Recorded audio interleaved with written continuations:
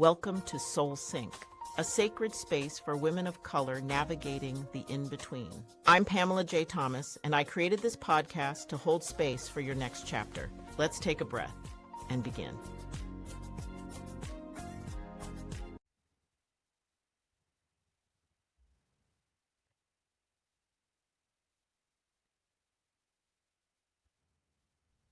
Welcome to Soul Sync, where we pause long enough to hear the truth beneath the noise. I'm Pam Thomas. Today's episode invites us into a conversation about navigating life's transitions. I am so honored to be joined by Dr. Tawainna Houston. She's the founder of Black Cell Consulting, a naturopathic doctor, and a recent author, although she's probably been an author before, I don't actually know, but she's got a new book out called Black Wellness Barriers that we want to share with you today also. But before we dive in, let's take a breath together. Let's close our eyes, ground our feet. And if you don't want to close your eyes, you can always just lower the lids a little. And we'll take a nice deep breath in through your nose and exhale through your mouth. Let something go and welcome something in. And when you're ready, you can open your eyes and we'll start the show.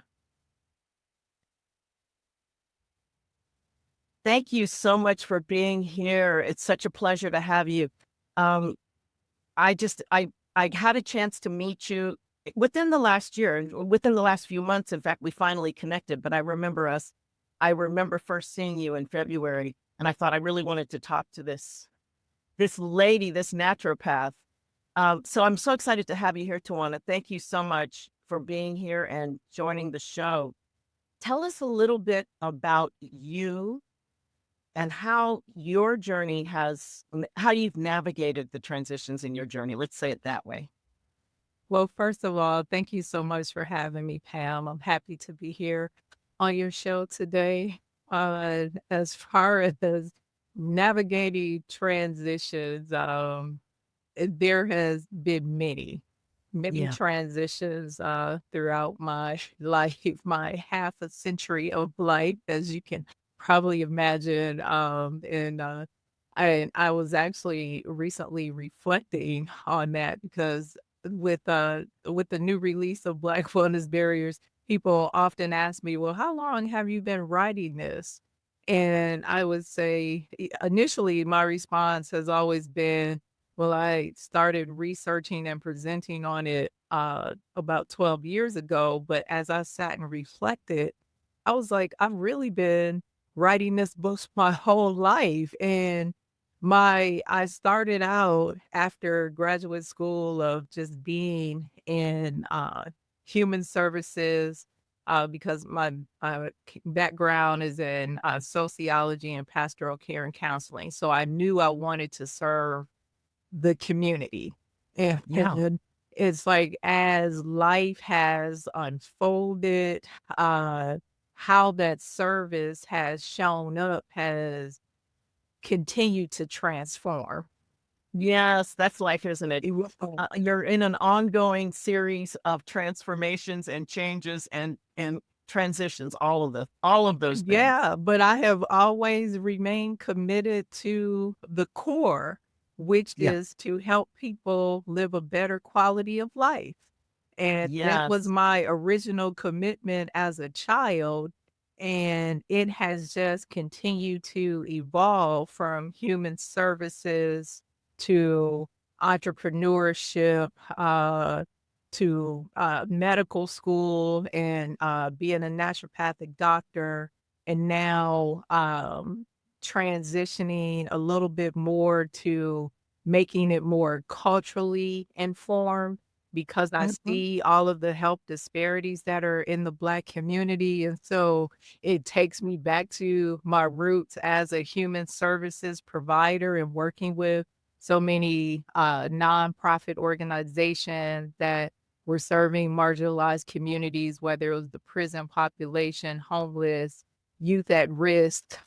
I am right. I can't say that I'm back at where I started, but I am reintroducing a different element to my work in human services, more so through public health and education Mhm. on culturally informed wellness.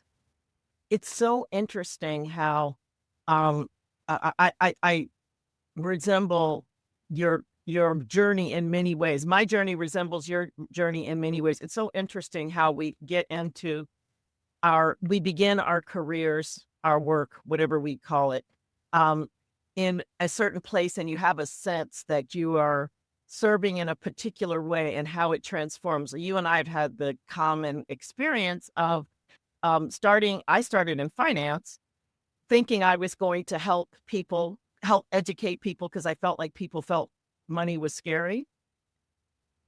And so I thought I was going to help change people's lives by helping them with their money situation.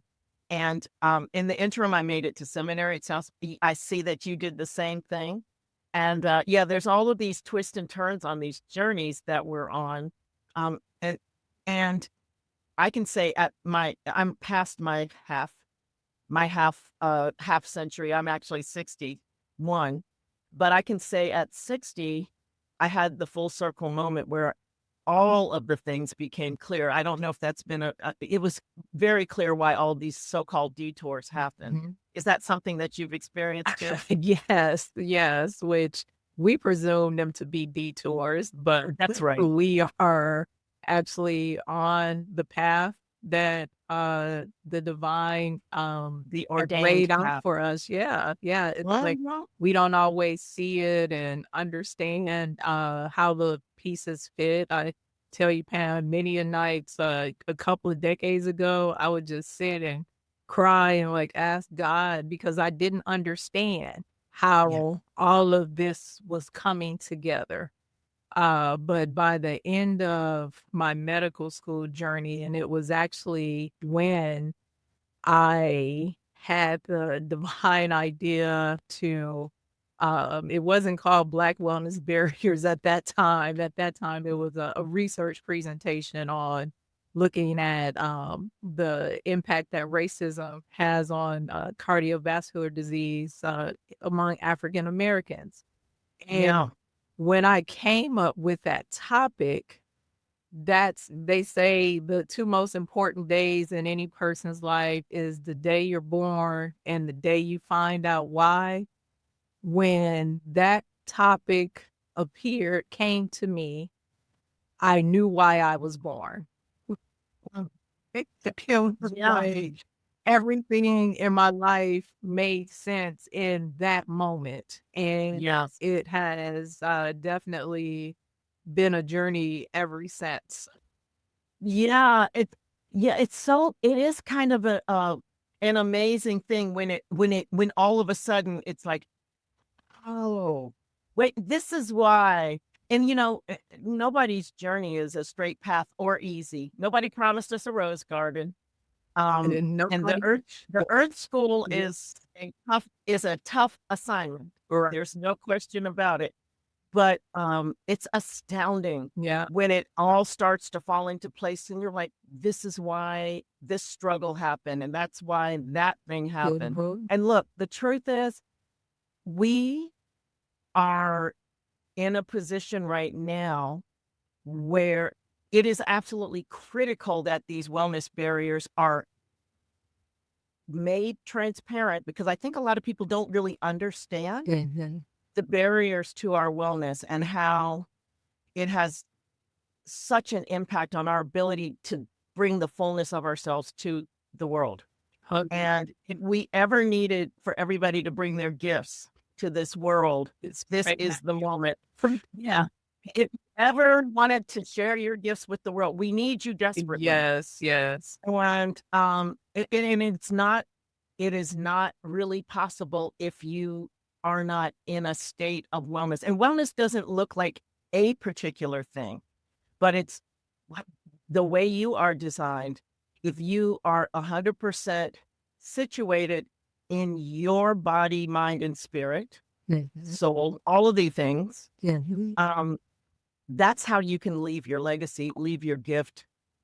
But it absolutely requires that we take care of our well-being. And that's part of that is the physical. We want to leave the body behind. I don't have to tell you. I know you see people every day that want to leave their want to pretend like the body doesn't matter and keep moving because the Mhm. world tells you. But talk to us a little bit about how you are helping people kind of shift their mindset about the body and how living a more embodied life can really make all of this more joyful and more meaningful. Oh, absolutely. Well, for I've been practicing as a naturopathic physician over the past decade now. Naturopathic medicine is I look at the body holistically, mind, body, and spirit, as you just said, and I evaluate what is happening at the root cause that's contributing to the body being out of balance. And a big part of what I do with my patients is it's a lot of education that's involved. It's not just here, take these supplements and call me in a couple of weeks and everything, but it's a lot more in depth than that because when you are uh, positioning yourself to fully understand what is happening to that patient on an individualized level, there's so many things that go into this finally becoming a health disturbance that brings them through the door, which is That's why looking at all aspects becomes important and addressing all aspects of their whole health. Because without it, it's like, okay, you can physically feel better, but if your relationships are dysfunctional, if you're not feeling good within yourself, if you feel disconnected from God or creator or whatever you choose to call the higher beingness, when there's a disconnection there, it infiltrates the other aspects of who we are, how we feel that's about ourselves, how we're interacting in the world, our perspective, our fears, our doubts, our insecurities.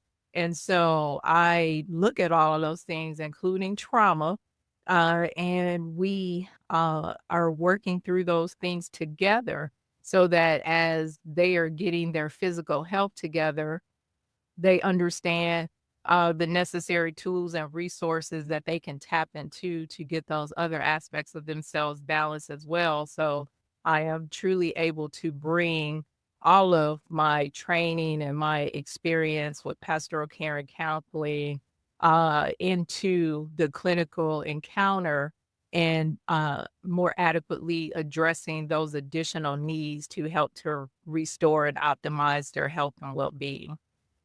yeah, Yeah. yeah. I think I told you this, and I'm just going to share my own story quickly. But a naturopath kind of saved me at the at the beginning of my midlife journey, because I people talk about hot flashes, but I had everything except for a hot flash happening. I had about somewhere between 7 and 10 symptoms, Mhm. and I went to see the doctor because but everything was subclinical. Mhm. Went to see the doctor, and I mean, she was working with what she had to work with within the confines of the system, but she never mentioned perimenopause. But she wanted me to go see like 6 or 7 different specialists, and I went to the sleep center, and I was like, "Oh no, no, no, no!" They wanted to me to sleep in this bed that I don't know who's been sleeping there. And I mean, I'm not saying I just didn't want to do it. That didn't seem like the first option that I should be looking at. And then I just decided to contact my father was a physician, OBGYN, but he was also a founding member of the American Holistic Medical Association. So I knew there were other paths, and I went and found a naturopath. And I'm talking to her on the phone. I never even saw her. She's like, "Oh yeah, that's perimenopause." Like immediately, she knew all these symptoms in conjunction.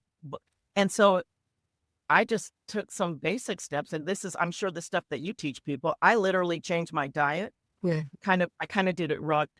Sorry, cold turkey. I went to raw foods, which I'm not going to say I recommend it, but it worked really fast. It got me a bunch of the symptoms went away. So there's so many things that we can choose on our journey to make changes, lifestyle changes. That's the hard part though. People want a quick fix and well, I mean, mine happened, it happened quickly, but and I just know that there's so many things that we can make choices. And, we're getting less and less access to good healthcare in many ways in the system. Yeah. So I appreciate the work you're doing. Yeah. Um, Thank you. I wanted to ask you, you talked about balance earlier.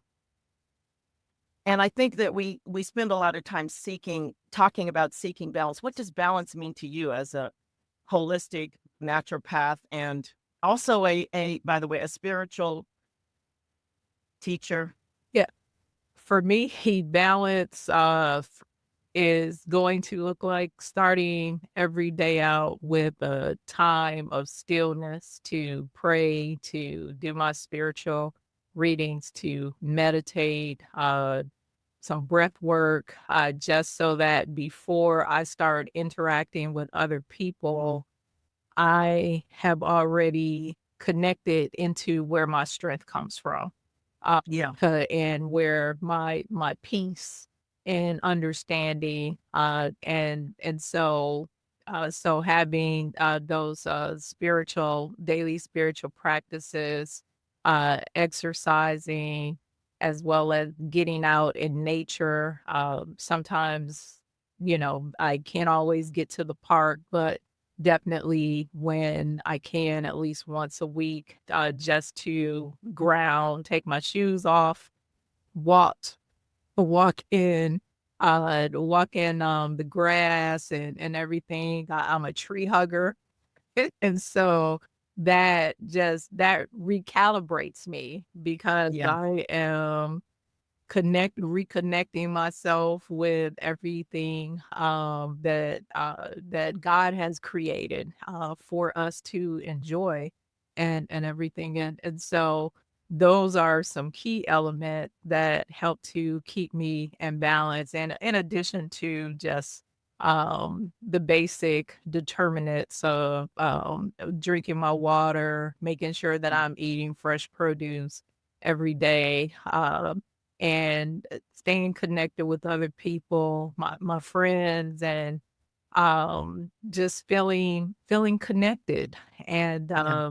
and then and of course, like feeling like I've been productive during the day and on the weekend, having some me time, some enjoying some fun and entertainment, and knowing that life doesn't always have to be about work, because I do have strong workaholic tendencies. Yeah, I think a lot of us do. I can say the same. It's hard. That's right. I know about that. Yeah, and I teach restorative wellness myself. I'm not a doctor, but I am a practitioner of multiple things. And yeah, well, we teach kind of what we have experienced a lot of the time. Let me just say it that way.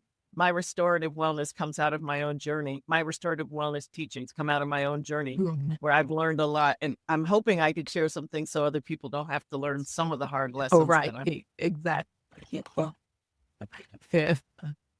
Yeah. Tell us some things that you would want people who are in transition to think about in terms of their wellness and transition. Look, the only thing we can depend on is change. So even if you don't want to learn how to deal with transition, you kind of need to know. You kind of need to learn. So talk to us about some of the things that you've used or that you recommend people use to kind of anchor themselves and all that during transitions. Well, in my book, Black Wellness Barriers, I do highlight 12 key elements to wellness. And I would just share one of the biggest things, which is actually, they're all important. Yeah, But the bonus element is where I talk about disease prevention. yeah, And I cannot say enough about the importance of that because as a doctor, most people that are coming through the door are coming through because they are disease driven. And we live in a culture, unfortunately, where people are the priority is not health, wellness. The priority is not health, wellness. Serious about things to do for their health. It's normally when a disease has fallen upon their doorstep. Yeah. And that is when you have the least amount of control. That is when you have the least amount of power. It's That's right. when it's going to be the most expensive in terms of turning it around, expensive not just in your pocketbooks, but also in your time That's and right. and all of the things that you have to now orchestrate because you have the disease. That's right. And my message to people is don't wait until it gets to that point. Work on it while you have the power, while you have the control. And my motto is do what is hard while it's easy. Yeah. Unfortunately, we are, as human beings, we normally wait for I call it the cosmic 2 by 4. Not you. It's you. Like, the cosmic 2 by, oh, okay. That's what you were trying to tell me. Right. And the body, by the way, the body speaks to us. Mhm. This is one of the things that I really struggle to teach people, believe it or not. The body is in a constant conversation with us, and everything about the world tells us to ignore it and keep going. Everything about the world tells you not to pay attention, but the body can give you these clues very much early and all the way along the way. Right. It gives you the clues that something's not right, Yeah. something's not But we right. have to be paying attention, Pam, and And so many of us are out here working, involved in so many things all day long, and we're not stopping long enough to listen to the body, or the body that's may right. say something and we override it. We override it with whatever our substance of choice is, Yes, other things that we're doing. There's just not enough time and energy in the day to for sometimes the basic needs of survival. And so that's right. doing something to take care of our health is just another thing that we have to do that is seems like more of a chore. And so people come up with ways to override it so that they can keep going for survival's sake. And that ends up being detrimental in the end because now not only are you trying to survive, but you're trying to survive in the midst of having a disease, which That's you right. said adds to the burden of mere survival. That's right. That's right. What are some of the myths that you've had to release personally along the way as you've been on your journey to well-being and sharing all of that with others? Some of the myths that I've had to get through is just the myth of the outside matters. Yeah, yeah, yeah, yeah. Yeah, That is probably one of the biggest ones. All of life is happening in here, number one. but yeah, It starts yeah, with the mind. It yes, starts with how I am perceiving things, how I'm perceiving people and life experiences and so forth, and what I the type of energy that I'm bringing into all of those spaces, and thinking that the external is somehow has control when the greatest control is the control that God has, and just learning to surrender that. So regardless of what the external situations and circumstances are saying or how they're presenting themselves, I have to stay tuned in and tapped yeah, into my true yeah, source, my true power, That's and everything. And so it's, that's been my lifetime journey of continuing to stay in a space that I am reminded of that because yeah, there's so many out even now, when we look at the political climate and everything that's happened in the country, it's that's easy to fall down this rabbit hole of all of these external factors that could potentially be destructive to my life. But for me, it's, well, what does God say? You, that's right. that the final word on this is the word that God has to say to this situation and everything. That's And right. so staying connected to that instead of falling prey to fear, doubt, and insecurity that could come from what we're seeing. That's right. That's right. And that does not, I mean, okay, I call myself an optimistic realist. I don't, yeah, the one thing you know, uh, I understand the principles, but I think that there's a risk of people doing a spiritual bypass sometimes. And so I like to call myself an optimistic realist, which is I I'm not disconnected from there's certain things we're experiencing. And because you can have a conversation with other people about that, it's not there are things we experience collectively that are real things, and yet there's a higher capital T truth. Yeah, bro.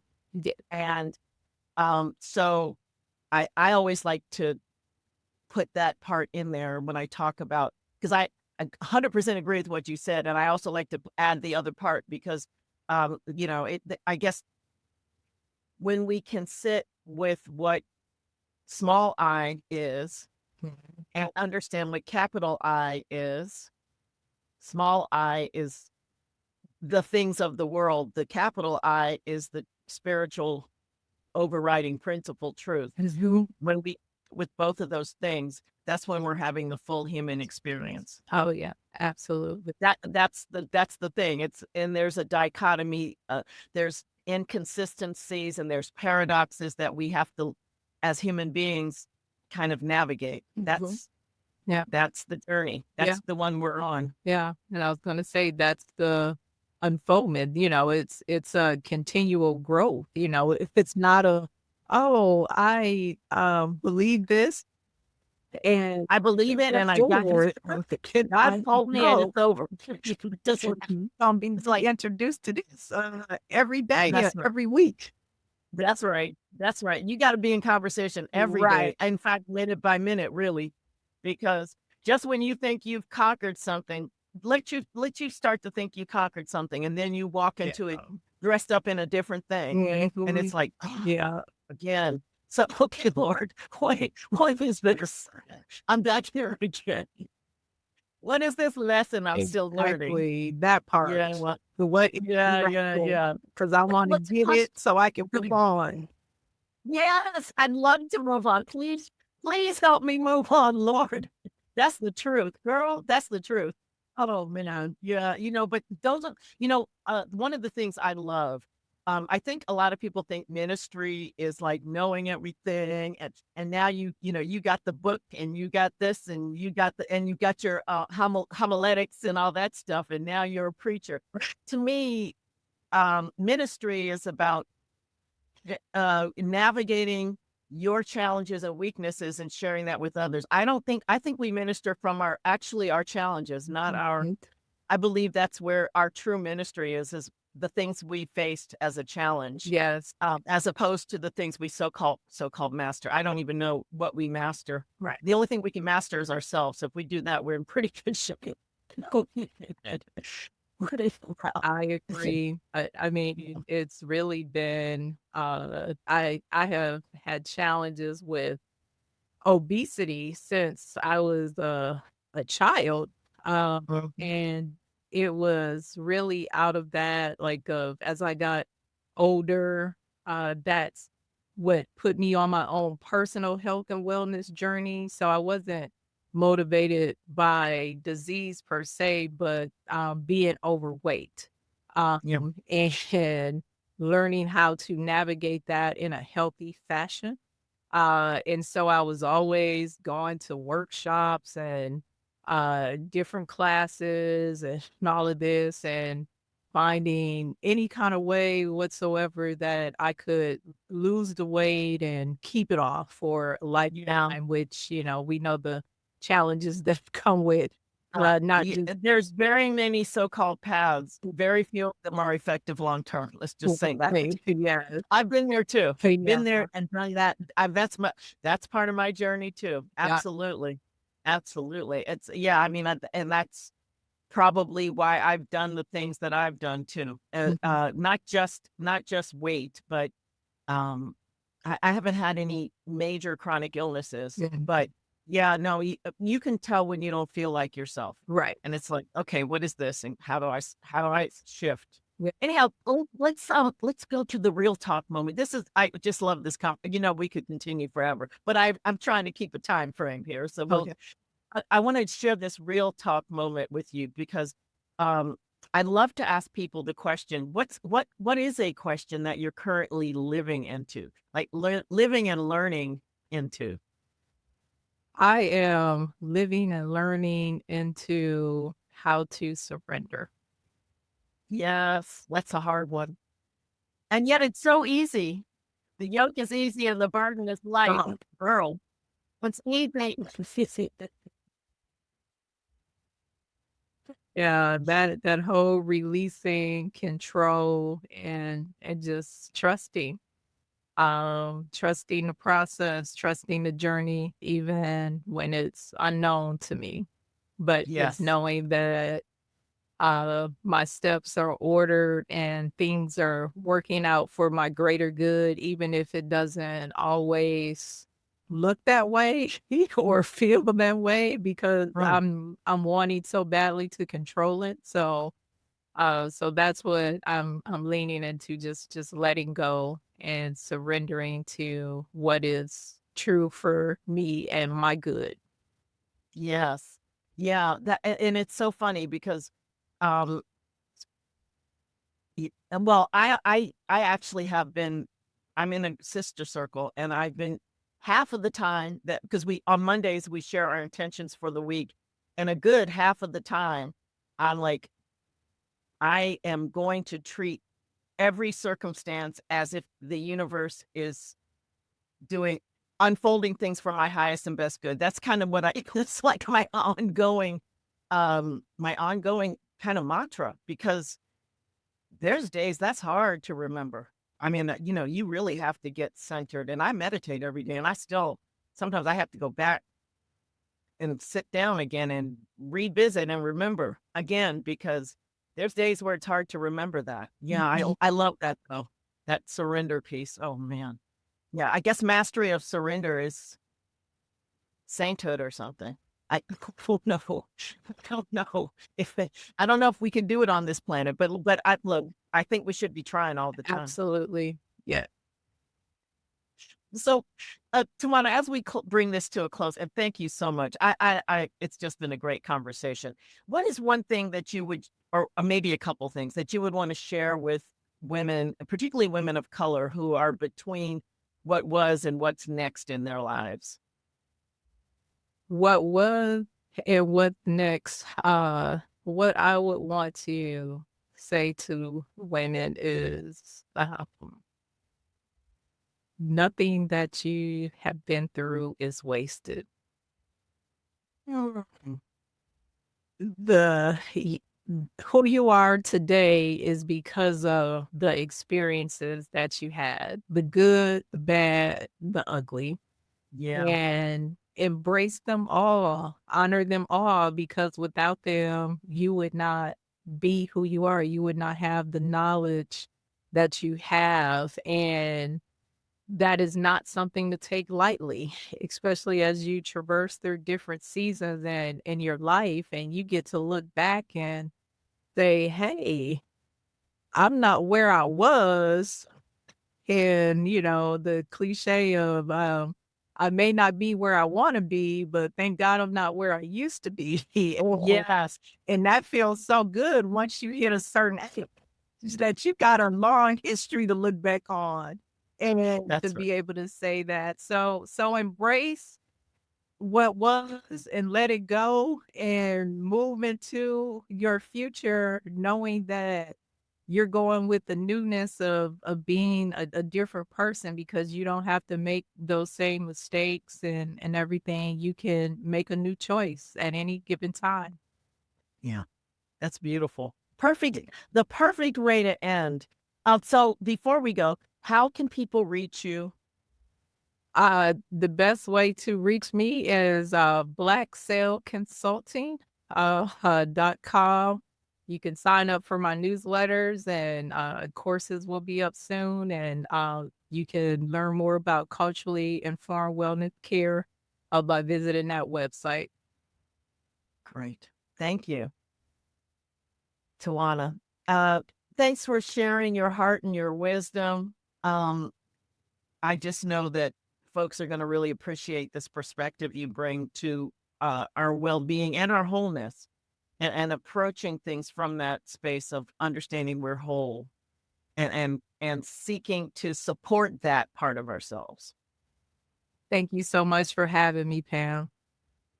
If you can hang on one more second, I'm just going to send a brief invitation to the listener, and we'll close the episode. Listeners, if today's episode spoke to you, I invite you to reflect on this question: what's one soul-aligned step I can take from here? And as always, subscribe, share this with someone standing at their own threshold, and join us again for the next soul synced moment.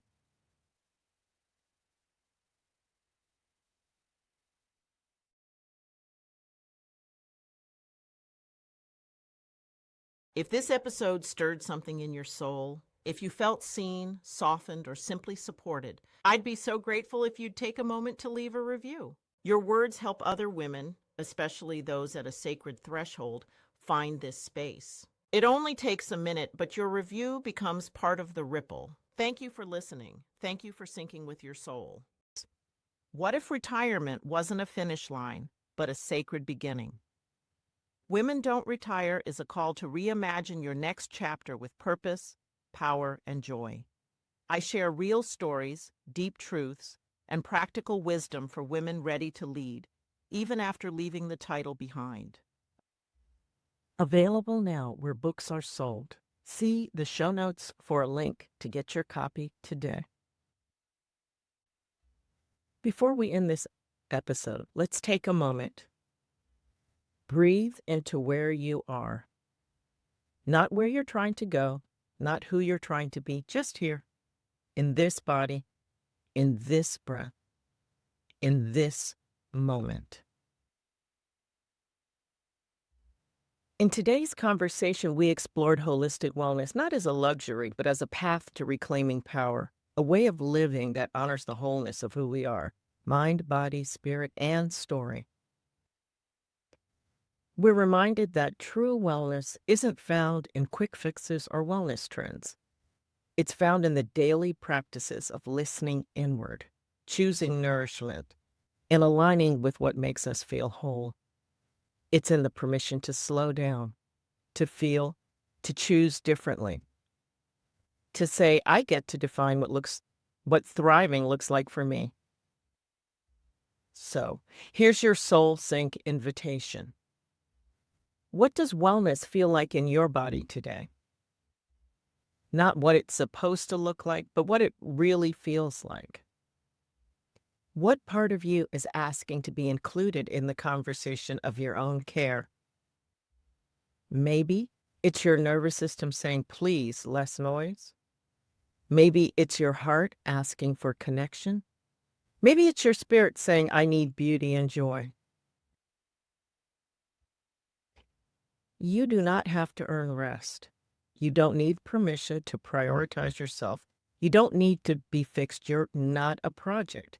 You're a person, a sacred being worthy of care that is deep, honest, and aligned. So let today be a turning point, not towards doing more, but toward being more present to what actually nourishes you. Your wellness is a form of resistance, a form of remembrance, a form of power. Until next time, may you continue to live soul first. Thank you for sharing this moment with me. Until next time, stay soft, stay grounded, and stay in sync with your soul. Subscribe, leave a review, or share it with someone at their own threshold.